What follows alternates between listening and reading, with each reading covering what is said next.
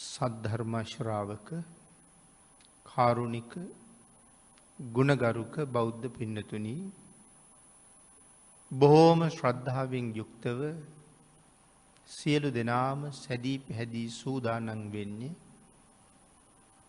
තථාගත ශාන්තිනායක සම්මා සම්බුදුරජාණන් වහන්සේ විසින් ලෝක සත්වයන් පිළිබඳව අප්‍රමාණ දයාවෙන් කරුණාවෙන් මෛත්‍රියෙන් යුක්තව අවබෝධ කරගෙන දේශනා කොට වදාළ පරම ගම්බීර වූ ශ්‍රී සද්ධර්ම රත්නයෙන් අබමල් රේණුවකටත් වඩා අඩු බොහෝම පුංචි කොටසක් දේශනා කරවගෙන ධර්ම ගෞරවය පෙරදරි කරගෙන දේශනාගත ධර්මයේ ශ්‍රවණය කරන්නත් එසේ ධර්ම ශ්‍රවණය කිරීමෙන් ලැබෙන අවවාද අනුශාසනා තම තමන්ගේ ජීවිතවලට එකතු කරගෙන වඩාත් නිවැරදි මෙලව ජීවිතයක් සකස් කරගෙන නිවැරදි වුණ මෙලව ජීවිතයක් තුළින්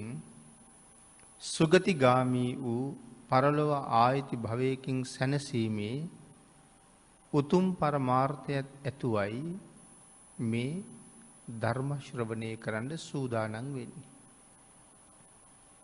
අපේ බුදුරජාණන් වහන්සේ දේශනා කොට වදාලා බණ අහන හැම කෙනෙක්ම මහත් වූ බලාපොරොත්තුවක් පෙරදරි කරගෙනම බණ අහන එක වටිනවා කියලා. ඒ බලාපොරොත්තුව තමයි මේ ධර්ම දේශනාව ශ්‍රවණය කරන අතරතුරදීම මාගේ පංච නීවරණ ධර්මයන් යටපත් වේවා. සප්ත බෝධ්‍යාංග ආදී ධර්මයන් වැඩි දියුණු වේවා. මේ දේශනාව අතරතුරදීම මට උතුම් මාර්ගයක් ඵලයක් අවබෝධ වේවා කියන සිතින් යුක්තවම ධර්ම ශ්‍රවණය කරන එක වටිනවා. ඒ බලාපොරොත්තුව මුදුන්පත් කර ගැනීම වෙනුවෙන්ම අපි සද්ධර්ම ශ්‍රවණය කරමු. මේ පින්නතුන්ට අද ධර්ම දේශනාව පැවැත්වීම සඳහා මාතෘකාව හැටියට මම යොදා ගන්න කල්පනා කළේ ධම්මපද පාළියේ සඳහන් වන ධර්ම කාරණාව. චිරප්ප වාසින් පුරිසං දූරතෝ සොත්ති මාගතං ඥාති මිත්තා සුහජ්ජාච අභිනන්දන්ති ආගතං තතේව කත පුඤ්ඤම්පි අස්මා ලෝකා පරංගතං පුඤ්ඤානි පතිගං හන්ති පියං ඥාතිව ආගතං. ගාථා රත්නයන් දෙක. අපේ බුදුරජාණන් වහන්සේ මේ ගාථා රත්නයන් දෙක දේශනා කොට වදාළේ ඊටාම ශ්‍රද්ධාවන්ත කුල පුත්‍රයෙක් අරමුණු කරගෙන. මේ කුල පුත්‍රයා මරණයට පත් වෙලා දිව්‍ය ලෝකයේ උප්පත්තිය ලබන්න නියමිතව හිටියා.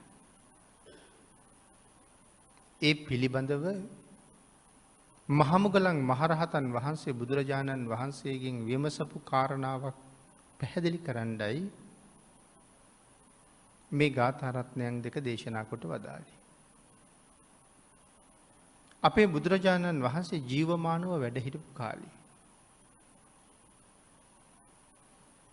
ඒ කුල පුත්‍රයා බුදුරජාණන් වහන්සේ වෙනුවෙන් කුටියක් හදලා පූජා කළා. බොහෝ දම්පැන් පූජා කරපු කෙනෙක්.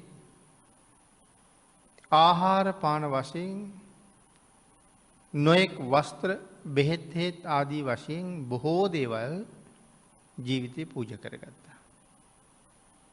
නමුත් දවසක් කල්පනා වුණා මෙච්චර දේවල් පූජා කරපු මට මේ ශාසනයේ බුදුරජාණන් වහන්සේ උගන්වා වදාලා බුද්ධ ප්‍රමුඛ මහා සංඝයා අරමුණු කරලා සංඝ සතු කරලා දානයක් පූජා කරනවටත් වඩා සිව්දිගින් වඩින මහා සංඝයාට වැඩඉන්න ආරාමයක් හදලා පූජා කරන එක මහත්ඵලයි කියලා.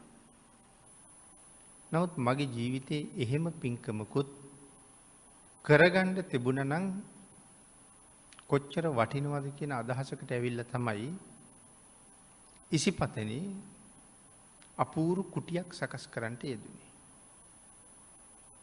අන්න ඒ කුටිය බුදුරජාණන් වහන්සේට පූජා කරපු දවසේ මෙයා වෙනුවෙන් දිව්‍ය ලෝකේ විශාල දිව්‍ය මාලිගාවක් පහළ වුණා. මහමුගලන් මහරහතන් වහන්සේ දිව්‍ය ලෝකේ නිතර නිතර වඩින මහරහතන් වහන්සේ නමක්. ගිහිල්ලා දෙවියොත් එක්ක සාකච්ඡා කරලා ඒ දිව්‍ය සම්පත් ලබන්න මනුස්ස ලෝකේ ඉන්න කාලේ කරපු පින්කම් මොනවද කියලා අහලා ඇවිල්ලා මිනිස්සුන්ට කියලා දෙනවා. කියලා මිනිස්සුන්ගේ පින් කරන්න තියෙන උද්‍යෝගය වැඩි කරනවා. නිරයවල් වල තියෙන දුකත් මිනිස්සුන්ට මනාව පැහැදිලි කරලා දෙනවා. උන්වහන්සේට තිබිච්ච ඒ සුවිශේෂී හැකියාව නිසා බෞද්ධ නොවිච්ච අන්‍ය තීර්ථකව සංසාරයේ අසරණ වෙවි හිටපු අය වේගෙන් බෞද්ධ වෙන්න පටන් ගත්තා. බුදුන් සරණ යන්න පටන් ගත්තා. ඉතින් ඒක අන් අයට මහලොකු හිසරදයක් වුණා. ඔය කාරණාව නිසා තමයි තීර්ථකයෝ සැලසුම් කළේ මුගලන් මහරහතන් වහන්සේ අකාලී ඝාතනය කරන්න ඕන කියලා. උන්වහන්සේගෙත් සංසාරයේ එළඹිච්ච කරුමයක් තියෙනවා. නමුත් අනිත් අය වේගෙන් බුදුන් සරණ යන නිසා මේ මහා ශ්‍රාවකයා අපේ හැම ආගමකටම විශාල හිරිහැරයක් බවට පත් වෙනවා කියලා ඒගොල්ලෝ හිතලා තිබ්බා. ඉතින් ඒ වගේ උන්වහන්සේ දෙව්ලොවත් වඩිනවා, නිරය තොරතුරු ගෙන හැර දක්වනවා, නිරය පිළිබඳව බය ඇති කරනවා, සුගතිය පිළිබඳව සිත පිහිටවනවා. එහෙම කටයුතු කරපු මහා ශ්‍රාවකයන් වහන්සේ නමක්. එක දවසක් දිව්‍ය ලෝකේ වැඩම කරලා දෙවියොත් එක්ක කරුණු සාකච්ඡා කරගෙන එනකොට විශාල දිව්‍ය මාලිගාවක් ළඟ නතර වුණා. ටික වෙලාවක් යනකොට ඒ මාලිගාවෙන් දිව්‍යාංගනාව ඇවිල්ලා වන්දනා කරලා කතා කළා. මෙහි ප්‍රධාන පුරවැසියකෝ මේ මාලිගාවේ අයිතිකාරයා කොයි කියලා අහපුවාම ඒ අය සඳහන් කළේ ස්වාමීනි මෙහි අයිතිකාරයා තවම ඉන්නේ මනුස්ස ලෝකේ. ඔහු එනකන් තමයි අපි මෙහාට වෙලා බලාගෙන ඉන්නේ. ස්වාමීනි මේ කුල පුත්‍රයාගේ නම නන්දිය. ස්වාමීනි නන්දියට ගිහිල්ලා කියන්න. නන්දිය දෙව්ලොව එනකන් අපි බලාගෙන ඉන්නවා කියලා. ස්වාමීනි නන්දියට කියන්නේ මනුස්ස ජීවිතය කියලා කියන්නේ මැටි බඳුනක් වගේ එකක්. දිව්‍ය ආත්මයක් කියලා කියන්නේ රන් බඳුනක් වගේ දෙයක්. මැටි බඳුන පසේ කළා වහ රන් බඳුන වැළඳ ගන්න එන්න කියලා නන්දියට කියන්න. එහෙම ඉල්ලීමකුත් කරනවා. ඉතින් තව දෙවිවරුත් එක්ක කතා කළා. ඒ අය දිව්‍ය ලෝකේ ආපු හැටි කොහොමද කියලා අහනවා. ඉතින් සමහර අය කියන්නේ ස්වාමීනි අපි දිව්‍ය ලෝකේ එන්න මනුස්ස ලෝකේ ඉන්න කාලේ පූජා කළේ කැකිරි ගෙඩියක් කියලා. වෙන දෙන්න දෙයක් නැතුව පූජා කරලා තියෙන කැකිරි ගෙඩියක්. ඒක එකපාර කියන්නේ නැහැ. බොහොම ලැජ්ජයි කියන්නේ. නමුත් රහතන් වහන්සේ නමක් අහපුවාම උත්තර නොදී ඉන්න බැරි හින්දා කියනවා. තව කෙනෙක් පූජා කරලා තියෙන්නේ තිඹිරි ගෙඩියක්. තව කෙනෙක් පූජා කරලා තියෙන්නේ බොරළු දමන ගෙඩියක්. ඒ වගේ සුළු පූජාවක් තමයි කරලා තියෙන්නේ. ඉතින් එතකොට සමහර වෙලාවට මේ ධර්ම කාරණාව අහගෙන ඉන්න අයට හිතෙන්න පුළුවන් එහෙනම් මෙච්චර සාංගික දන් පූජා කරලා අටපිරිකර පූජා කරලා ඉන්න අපිට තව මොකටද අමුතුවෙන් පින් කරන්න වෙන්නේ කියලා. සුගතියට යන්න. ඒ කැකිරි වලට වඩා කොච්චර වටින දේවල් පූජා කරලා තියෙනවද අපි? එහෙම හිතලා කටයුතු කරන්න පටන් ගත්තොත් අපි මුලාවටපත් වුණා තමයි වෙන්නේ. එතකොට ඒගොල්ලන්ට පුළුවන් නම් කැකිරි පූජා කරලා යන්න සුගතියට අපිට බැරි වෙන්නේ ඇයි කියන ප්‍රශ්නෙටත් උත්තරයක් හොයන්න ඕනේ. ඔකට අපි සරලවම මෙහෙම කිව්වොත් දැන් පහුගිය කාලෙත් ලංකාවට මලල ක්‍රීඩාවලින් රම් පදක්කම් හුඟක් ලැබුණා. නමුත් ඒ පදක්කම් දිනාපු ක්‍රීඩකයෝ ක්‍රීඩිකාවෝ ජාත්‍යන්තර ක්‍රීඩා පිටියට ගිහිල්ලා කරපු වැඩේ අපි ගෙනහිල්ලා එතන තිබ්බොත් අපිට කරන්න පුළුවන්ද? අපට කරන්න බැරි හේතුවක් තියෙනවා. හේතුව තමයි අපි ඒ සඳහා විශේෂ පුහුණුවක් ලබලා නැහැ. ඒ අය පොඩි කාලේ ඉඳලා පුහුණු වෙලා තමන්ගේ ශරීරයේ විවිධ ආකාරයෙන් ඒ සඳහා සකස් කරගෙන තමයි එතෙන්ට ගිහිල්ලා තියෙන්නේ. ඒ හින්දා ඒගොල්ලොයි අපි මේ වැඩේ කරන්න ගියොත් තියෙන්නේ ලොකු වෙනසක්. ආන් ඒ වගේ තමයි මේ ජීවිතයේ මොන යම්ම හේතුවක් නිසා හෝ වෙනම දුප්පත් වෙලා ඉපදිලා පූජා කරගන්න දෙයක් නැතුව තමයි කැකිරි ගෙඩියක් පූජා කළේ. හැබැයි මේ පූජාව කරනකොට ඒගොල්ලෝ ළඟ මනාව සිල් තියෙනවා. සංසාරේ වෙන වෙන ආත්මවල හොඳට දන් දීලා දන් දෙන්න පුරුදු කරගත්ත හොඳ හිතක් තියෙනවා. ආන් මේ පුරුද්ද නිසා මනා වූ සීලයක් තියෙන නිසා සිල්වතුන් උදෙසා ඒ සුළු පූජාව හා කරපු නිසා ඒගොල්ලන්ගේ පින්කම බොහොම ප්‍රබලයි. ශ්‍රද්ධාව පෙරදරි කරගෙනම මනා අවබෝධයෙන් නම් කරන්නේ අල්පයක් ඇති කල්හි දුන්නු දාණය දහසින් ගුණ කරලයි බලන්නේ කියලා සඳහන් කරනවා. ඊටාම ස්වල්ප දෙයක් තියෙන්නේ දෙන්න. එක්ක රොටියක් එහෙම නැත්නම් කැඳ ටිකක් පූජා කරන්නේ බත් ටිකක් දෙන්න නැති හින්දා. නමුත් අල්පයයි තියෙන්නේ බොහොම ටිකයි. ඒකෙන් තමයි කැඳ ටික හැදුවේ. ශ්‍රද්ධාව තියෙනවා. අල්පයක් ඇති කල්හි දුන් දාණය දහසින් ගුණ කරනවා කියලා කිව්වේ ඒකයි. ඒ ශ්‍රද්ධාව සහ සීලයත් එක්ක.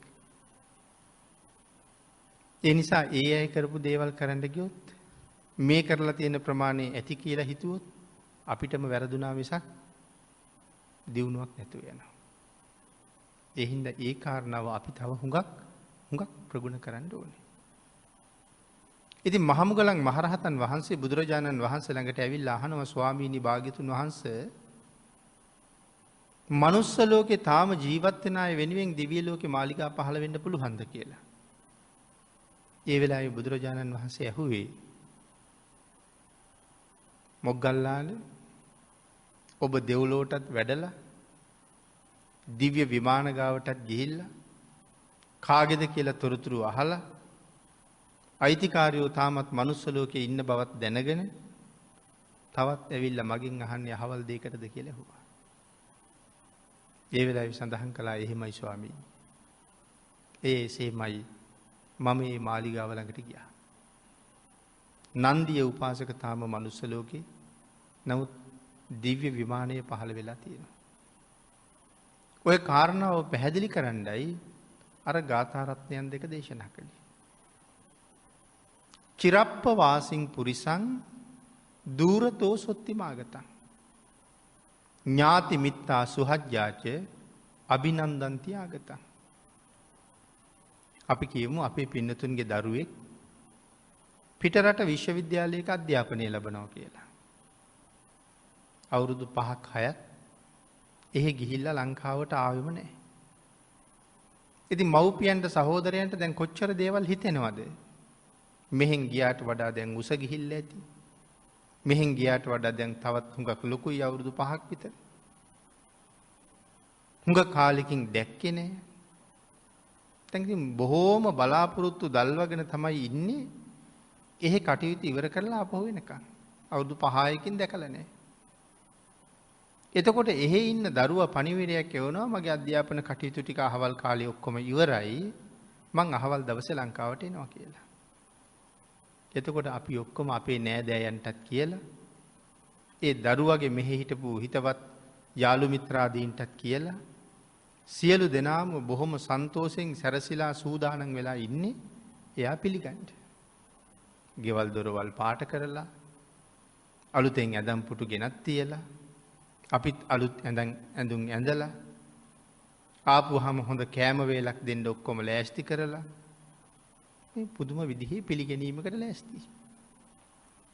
චිරප්පවාසි කියලා කියන්නේ තමන් ඉපදිච්ච රට හැර වෙන රටක් කියන එක. තමන් ඉපදුන රට හැර අන් හැම රටකටම අපි කියන්නේ පිට රටක් කියලා. ඉපදිච්ච රට අපේ රට අනික් ඔක්කොම පිට රට. එතකොට මේ පිට රටක ඉන්න කියන කතාව තමයි චිරප්පවාසි කියන්නේ. චිරප්පවාසින් පුරිසං දූරතෝ සොත්තිමාගතං.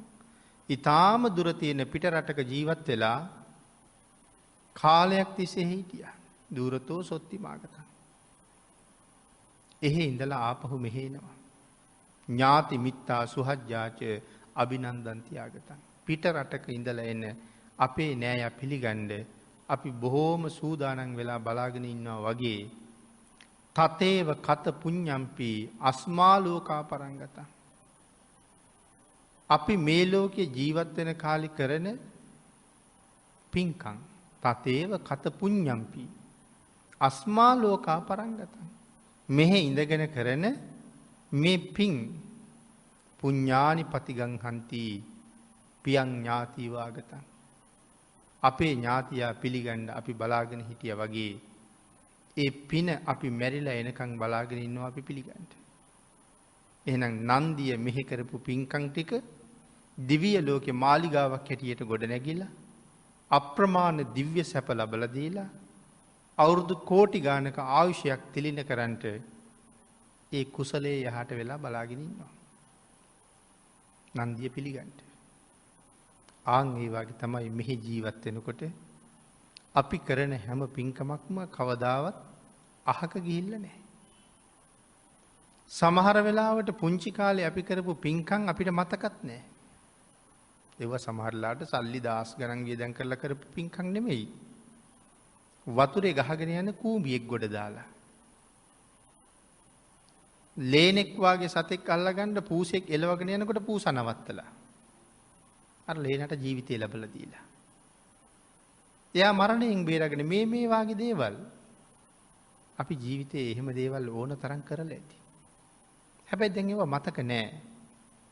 ඒ වුණාට පින් හැටියට ඒ දේවලුත් අපි වෙනුවෙන් එකතු වෙලා තියෙනවා. අපිට අමතකයි කියලා ඒක නැති වෙලා ගිහිල්ලා නැහැ.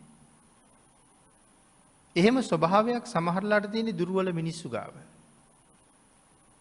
කාගෙන් හරි ප්‍රයෝජනයකට යමක් ඉල්ලගෙන යනවා. සෑහෙන කාලයක් තියාගෙන ඉන්නවා. අයිතිකාරයා ඒක අහන්නේ නැත්තේ අයිතිකාරයාට මතක නෑ කවුද ඉල්ලගෙන ගියේ කියලා. අරගොල්ලෝ හිමීටම අමතක කරලා ඒක තමන්ගේ කරලා තියාගන්නවා. ඒක දුර්වල මිනිස්සුගේ ගතිය. නමුත් ඊටාම සුළු වුණාට පින කවදාවත් අපි අත්හැරලා යන්නේ නැහැ.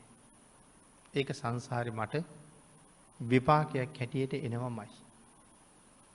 ඒ වාගේ සුළු පින්කමක් කරපු නිසා සමහර වෙලාවට තිරිසන් ආත්මික ඉපදිලා හරි වෙනත් අකුසල් නිසා තිරිසනෙක් වුණත් පිටිපස්සෙන් කොටියෙක් එලවගෙන එනකොට සමහරලාට කොටිය නවත්තන්න ඉදිරිපත් වෙන අය ඕන තරම් ඉන්නවා.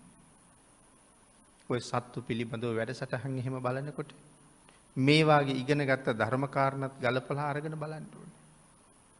සමහර වෙලාවට මුවෙක් පිටිපස්සෙන් කොටියෙක් එලවගෙන යනවා. නමුත් කුළුහරක් රෑනක් වාගේ පිරිසක් මැද්දෙන් පැනලා කොටිය පන්නනවා. එහෙම අවස්ථා මේ වැඩසටහන් වල ඕන තරම් අපි දකිනවා. අරයාගේ ජීවිතේ බේරලා දෙන්න කවුරු හරි ඉදිරිපත් වෙනවා. අපිත් සංසාරේ වතුරක ගහගෙන යන්න පුළුවන්. ගින්නකට මැදි වෙන්න පුළුවන්. අර සතෙකුගේ ජීවිතේ බේරලා තිබුණ නිසා වෙනත් කුමන හෝ බලවේගයක් අපිව බේරගන්න ඉදිරිපත් වෙනවා. ඒ වාගේ සුළු නමුත් පින කවදාවත් අපි අත්හැරලා යන්නේ. එතකොට බුදුරජාණන් වහන්සේ දේශනා කොට වදාළ උතුම් සිල්පද පහක් තියෙනවා. කෙලෙස් 1500ක් පිළිබඳව කරුණු සඳහන් කළා. ඒ අතරින් වෙනම පැහැදිලි කරපු සිල්පද පහක් තියෙනවා. පාණාතිපාතා, අදින්නාදාන, කාමේසු මිච්ඡාචාරා මුසාවාදා සුරාමේරය. කෙලෙස් 1500ක්ම අපි සංසාරයට ගෙනියන්න ලෑස්ති. නමුත් කෙලෙස් 1500කින්ම රැකෙන්න කියලා කීවනම් අපිට ඒක කොහොමත් කරන්න බෑ. මහා කාරුණික සම්මා සම්බුදුරජාණන් වහන්සේ ලෞතුරා බුද්ධත්වය ලැබුවා කියලා කියන්නේ ස්වභාව ධර්මයේ පිළිබඳව අවබෝධ කරගත යුතු තාක් සියලුම ධර්මතාවයන් අවබෝධ කළ නිසායි. බුදු පියාණන් වහන්සේට වැටහුණේ නැති දෙයක් නෑ. විශ්වය කොයි තරන්ද භාග්‍යතුන් වහන්සේගේ ඥානයේ තරම්. භාග්‍යතුන් වහන්සේගේ ඥානය යම්තාක්ද විශ්වයේ එච්චරයි. ඒ නිසා මේ විශ්වයේ තරණය නොකළ තැනක් නොදැක්ක නොහඳුනන තැනක් නෑ. ඒ නිසා මේ ස්වභාව ධර්මයේ ක්‍රියාත්මක වෙන්නේ කොහොමද කියන කරුණ බුදුරජාණන් වහන්සේට වැටහෙන තරම් කාටවත් වැටහෙන්නේ. මේ ගවේෂණය කී කාලයක් කළාද? මේ පරිේශණය මොන කාලයක් කළාද? මහා කල්ප අසංඛ්‍ය 4යි ලක්ෂ 1ක් තිස්සේ මේ පරිේශණය තමයි කළේ. ඒකට අපි කියනවා ආර්ය පරිේශණය කියලා. මේක ඇතුලේ තවත් වෙන කාටවත් කරන්න පරිේශණයක් නෑ. සම්පූර්ණ භාග්‍යතුන් වහන්සේ පරිේශණය කරලා ඉවරයි. රහතන් වහන්සේ නමකටවත් බුදුරජාණන් වහන්සේට වඩා වැඩියෙන් කරුණක් හොයන්න දෙයක් ඉතුරු කරලා නැත්තේ ඒකයි. රහතන් වහන්සේට ඒක වැටහෙන්නෙත් නෑ. රහතන් වහන්සේ දේශනා කළොත් ඒක හරියටම හරි වෙන්නෙත් නෑ. රහතන් වහන්සේටත් මේ ධර්මය වරදින්න තියෙන ඉඩකඩ හරි වැඩි. එහින්ද රහතන් වහන්සේ නමුත් දේශනා කළත් ඔක්කෝම හරි කියලා කාරණාවක් නැති හින්දායි බුදුරජාණන් වහන්සේ දේශනා කළේ තමන්ට වැටහිච්ච දේ දායකයන්ට කියන්න එපා කියලා. ඒක රහතන් වහන්සේටවත් අයිතියක් නෑ. තමන්ට හිතෙන දේ දායකයන්ට කියන්න එපා කිව්වා. එහෙනම් දායකයන්ට කියන්න ඕනේ මොකක්ද? දායකයන්ට කියලා දෙන්න ඕනේ බුදුරජාණන් වහන්සේට වැටහිච්ච දේ. තමන්ගේ භාවනා අත්දැකීම කියන්න එපා කියලා කීවේ තමන්ට වැටහිච්ච දේ කියන්න එපා කියලා. රහතන් වහන්සේ නමුත් ධර්ම දේශනා කළොත් දේශනා කළ යුත්තේ බුදුරජාණන් වහන්සේගේ භාවනා අත්දැකීම ගැනයි. බුදුරජාණන් වහන්සේගේ භාවනා අත්දැකීමට තමයි 84000ක් ධර්මස්කන්ධය කියලා කියන්නේ. මේ ශාසනයේ තියෙනවා ඉගෙන ගන්න ක්‍රම 3ක්. පළවෙනි එක මේ නිත්තරණ ඊතර වීම සඳහා ඉගෙන ගන්නවා. නිත්තරණ පරියප්තිය. ඊතර වීම සඳහා ඉගෙන ගන්න. අපි හැමෝම ඉගෙන ගන්න ඕනේ එතන පිහිටලා ඉඳලා. අද බණ අහනවා. හෙට සමහරලාට බණ පොතක් කියවනවා. අපි සිල් ගැන දන්නවා. අපි සිල් ආරක්ෂා කරගන්නවා. හෙට බණ පොත කියවනකොට අපි ආරක්ෂා කරන පන්සිල් ගැනම අපි දන්නවට වඩා අලුත් කරුණු ටිකක් තියෙනවා ඒකේ. එතකොට සතුටක් ඇති වෙනවා. ඒ කාරණා ටික එකතු කරගෙන අපේ සීලය තවත් ශක්තිමත් කරගන්නවා. බණ අහනකොට බණපොත් කියවනකොට සිල් ගැන නිවැරදි කරුණු හම්බ වෙනකොට ඒක ඉගෙනගෙන ඒ සීලය තව තහවුරු කරගන්නවා. සමාධිය ගැන කරුණු දැනගන්නකොට ඒ සමාධිය ගැන කරුණු දැනගෙන තව ඒක තහවුරු කරගෙන සම්පූර්ණ කරගන්නවා. විදර්ශනාව ගැන කරුණු දැනගන්නකොට විදර්ශනාව සම්පූර්ණ කරන්න මඟ දැනගන්නකොට ආන්ගේ කාරණා ඔස්සේ විදර්ශනාව සම්පූර්ණ කරනවා. එහෙනම් සිල් සම්පූර්ණ කරගෙන සමාධිය සම්පූර්ණ කරගෙන විදර්ශනාව සම්පූර්ණ කරගෙන මේ කොහාටද යන්න හදන්නේ? ඊතර වීම සඳහා. නිත්තරණ පරියප්තිය. තව ක්‍රමයක් තියෙනවා. බණ්ඩාගාර පරියප්තිය. මොකද මේ බණ්ඩාගාර පරියප්තිය කියලා කියන්නේ? අහන ධර්මය මනාව තහවුරු කරගෙන ධාරණය කරගන්නවා. දැනගෙන රැස් කරගන්නවා. භාණ්ඩාගාරගත කරගන්නවා. භණ්ඩාගාර පරියප්තිය. ඒ කියන්නේ රහතන් වහන්සේලාගේ ඉගෙන ගැනීම. ඒකත් මෙතෙන්ට තමයි අයිති වෙන්නේ. රහතන් වහන්සේලාත් එතකොට ඉගෙන ගත්තද? රහතන් වහන්සේලාත් ඉගෙනගෙන තියෙනවා. ඒකට ඒක උදාහරණයක් මිහිඳු මහරහතන් වහන්සේ. මිහිඳු මහරහතන් වහන්සේ කියලා කියන්නේ දීප චක්‍රවර්ති මහ රජෙක් වෙන්න හිටපු කෙනෙක්. ධර්මාශෝක මහරජුරුවන්ගෙන් පස්සේ අනිවාර්යයෙන්ම ජම්බුද්දීපේ මහරජුරුව. ජම්බුද්දීපේට රජ වුණා කියලා කියන්නේ දීප චක්‍රවර්ති. මහාන වෙන කාලේ වෙනකොටත් මහින්ද කුමාරයා ජම්බුද්දීපේ යුව රජුරුව. එතකොට මේ මිහිඳු මහරහතන් වහන්සේ කියලා කිව්වට මේ සාමාන්‍ය කෙනෙක්ද මේ පැත්තෙන් බැලුවා? ඒකාන්ත මහරජෙක්. නමුත් සංසාරේ කොච්චරනම් පින් තිබුණද තාත්තගෙන් අවසර අරගෙන පැවිදි වෙනකොට තාත්තගේ කැමැත්තට අනුව පැවිදි කරන්න හිස බාන අතරි. චීවරේ පොරවන්නත් කලින්ම සිව්පිලි සිඹියාපත් මහරහතන් වහන්සේ නමක් බවට පත් වෙනවා. තාම කෙස් බානවා. එහෙම රහත් වෙන්න පින් තිබිලත් අවුරුදු 3ක් මහරහතන් වහන්සේලා යටතේ ත්‍රිපිටකය ඉගෙන ගන්නවා. සිව්පිලි සිඹියාපත් මහරහතන් වහන්සේ 3 අවුරුද්දක් ත්‍රිපිටකය ඉගෙන ගන්නවා. සිව්පිලි සිඹියාපත් කියනකොට අර්ථ ධර්ම නිරුත්ති පටිභාන.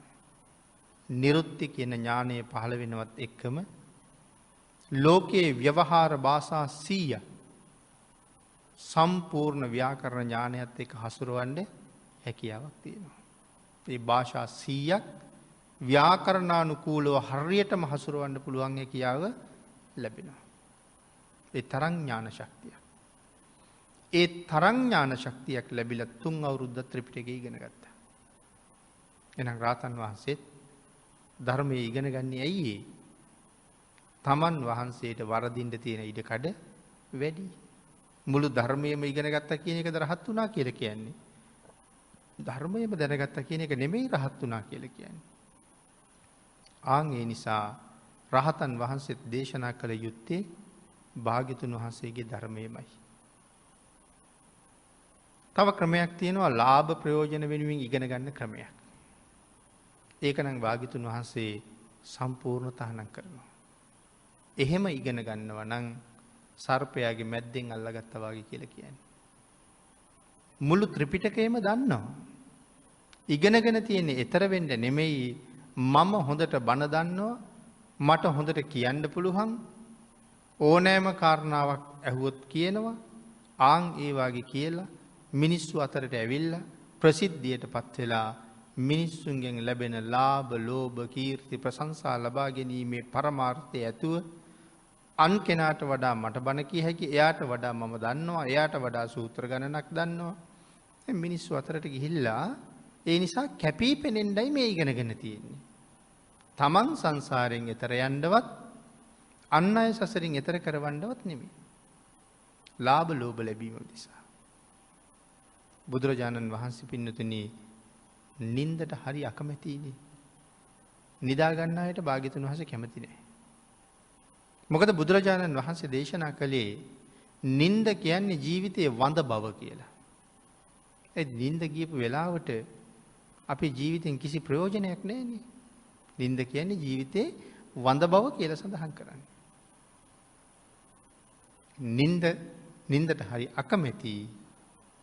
නමුත් විවේකයක් උවමනාම නම් දවසකට පැය 4ක් නිදාගන්න කියලා කියනවා.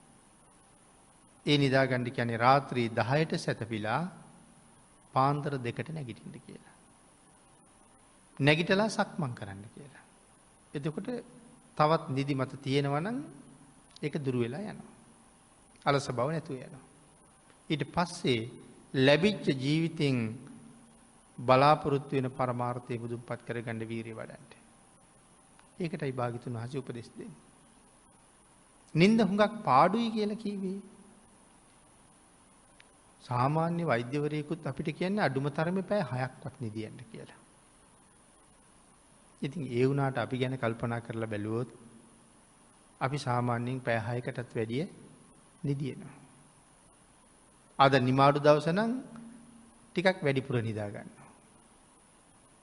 දවස් 5ක්ම වැඩනේ කියලා දවල්ට කාලක් ටිකක් නිදා ගන්නවා. වැස්ස වගේ තිබුණොත් සමහර දවසම නිදිනවා. ඔහොම බලලා සාමාන්‍යයෙන් දවසකට පැය 8ක් නිදියවොත් එහෙම ඒ මිනිසයා ජීවත් වෙන්නේ අවුරුදු 60යි නම් දවසකට පැය 8ක් නිදියලා නම් අවුරුදු 60ක් වෙනකොට අවුරුදු කීයක් නිදියලා කියලාද කල්පනාව? අවුරුදු 20ක්ම නිදියලා. එතකොට 60න් 40යි ජීවත් වෙලා තියෙන්නේ. එතකොට තමයි තේරෙන්නේ නිදියපු එකේ පාඩුව. අවුරුදු 20ක් නිදියවා කියලා කියාම ඒකට පුදුමයි. අපරාධී අවුරුදු 20 කියලා. හැබැයි ඒක පැය 4කට අඩු කරගත්තොත් මට තව අවුරුදු 10ක් අවදියෙන් ඉන්න තිබිලා තියෙනවා. ඒ හින්දා මේ ජීවිතයේ මේ නිදියලා නැහත්ති කරන්න නෙමෙයි තියෙන්නේ. පුළුවන් තරම් ප්‍රයෝජන අරගෙන සංසාරයෙන් එතර වෙන්න වීරිය වඩන්නයි ජීවිතේ තියෙන්නේ. එතකොට නින්දට භාග්‍යතුන් වහන්සේ කැමති නෑ. නමුත් අර ලාභ ලෝභ වෙනුවෙන් ධර්මයේ ඉගෙන ගන්නවට වඩා ධර්මයේ දේශනා කරනවට වඩා නිදා ගන්න එක සැපයි කියලා දේශනා කරනවා. ඇයි අර එහෙම ඉගෙනගෙන යන්නෙම නිරේට. ඊට වඩා නිදාගෙන ඉන්න එක හොඳයි. පව් රැස්සෙන්නේ නැහැ. Tamanට පාඩුයි මිසක් පව් නෑ. ඒ හින්දා ඒ තුන්වෙනි ක්‍රමයට ඉගෙන ගන්න එපාම කියනවා. ලාභ ලෝභ වෙනුවෙන් ධර්මයේ ඉගෙන ගන්නවත් දේශනා කරන්නවත් එපා.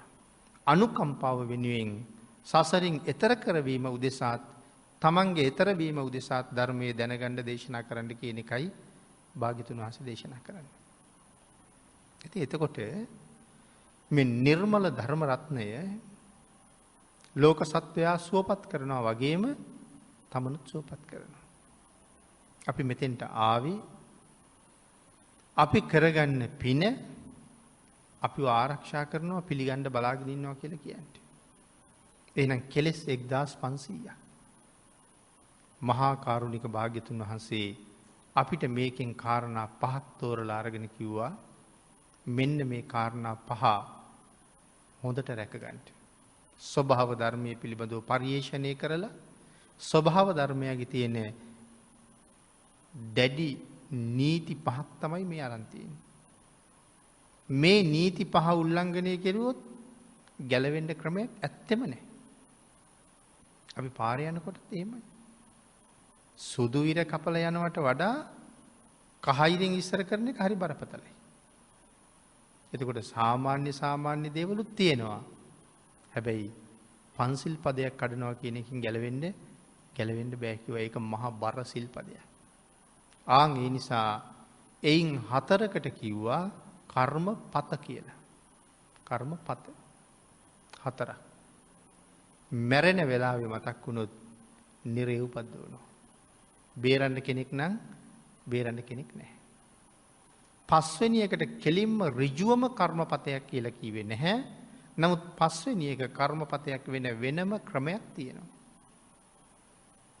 සුරාපානය කරලා පාඩු Tamanටනේ. මම සුරාපානය කළා කියලා අනික් එක්කෙනාට පාඩු නෑ. එයාගේ සල්ලි වේදන් වෙලත් නෑ. එයාගේ ඇඟ දුර්වල වෙලත් නෑ. එයාට ලෙඩ හැදිලත් නෑ. ඔක්කොම බලපාන්නේ මට. ඒ හින්දා අන් අයට කරදරයක් වෙලා නෑ. දැන් අපිට මෙහෙම සිහියෙන් ඉන්නකොටත් අපි අතින් බොරු කියවෙනවා හරියට. කොච්චර පන්සිල් ගත්තත් යාළුවෝ එකතු වෙච්චාම හරි පිරිස එකතු වුණාම හරි දරුවෝ නලවන්න ගියාම හරි විහිළුවකට හරි බොරුවක් කියනවා. එතකොට සිහි නෑ. විහිළුවට කිව්වත් සිල්පදේ කැඩෙනවා. නිකම්ම සිහි නැතුව විහිළුවටම ගිහිල්ලා බොරු ශික්ෂාපදේ කැඩිලා සෑහෙන්න. මෙහෙම ඉඳගෙනත් සිහි නැතිකොට මත් වෙලා ඉන්නකොට කොහොමත් සිහි නෑ. ඒ හින්දා මත් වෙච්ච පුද්ගලයා අතින් අර සිල්පද 4ම කැඩෙනවා. එයාට කොහොමත් සිහින්නේ නැහැ. ඒ හින්දා ඒක කර්මපතයක් බවට පත් වෙන ක්‍රමයක් තියෙනවා. ඒක තමයි ඒ ක්‍රමය.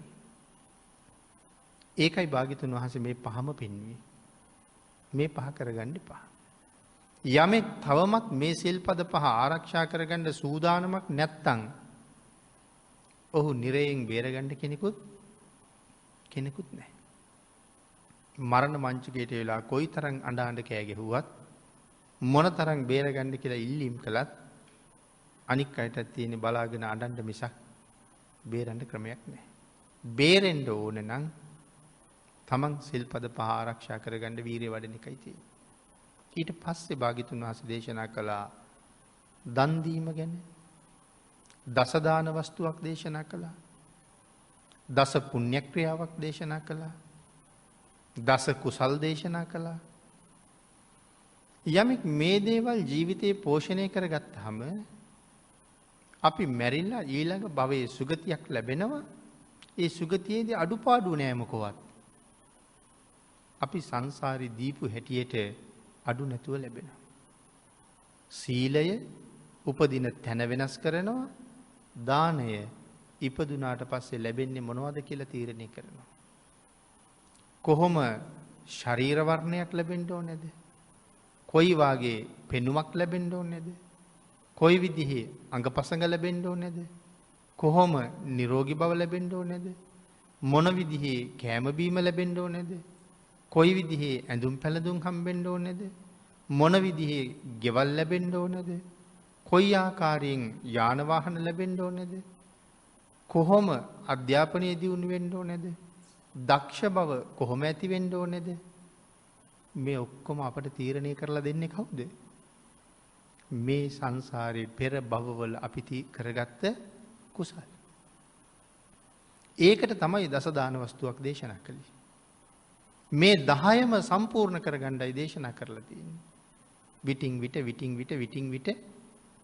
10ම සම්පූර්ණ කරගන්න. එතකොට ඊළඟ භවයේ මොකවත් අඩු නෑ, පාඩු නෑ කියලා නෑ, බෑ කියලා දෙයක් නෑ. සියල්ල සම්පූර්ණ වෙලා. ඉතින් අපේ අය එකක් ගානේ හොයන්නේ මේ දේවල් කරාම මොනවද ලැබෙන ආනිසංස? ආහාර දන් දුන්නාම ආයුෂය, වර්ණය, සැපය, බලය, ප්‍රඥාව ලැබෙනවා කියන්නේ. ඒ අතර වස්ත්‍ර දන් දුන්නාම අන්නදෝ බලදෝ හෝති වත්තදෝ හෝති වන්නදෝ. වෙනම වස්ත්‍ර දන් දුන්නාම හම්බ වෙන්නේ ඊටාම ලස්සන වර්ණ සම්පත්තිය. වස්ත්‍රත් හම්බ වෙනවා, වර්ණයත් හම්බ වෙනවා. ඇඳුම් දන් දුන්නාම. කොට්ට මෙට්ට ඇඳ ඇතිරිලි පාපිසි පුටු ඒ වගේ දේවල් දන් දුන්නාම, පාවහන් වගේ දේවල් දන් දුන්නාම සසරට අපිට හම්බ වෙන්නේ බොහොම සැපදායක යාන වාහන.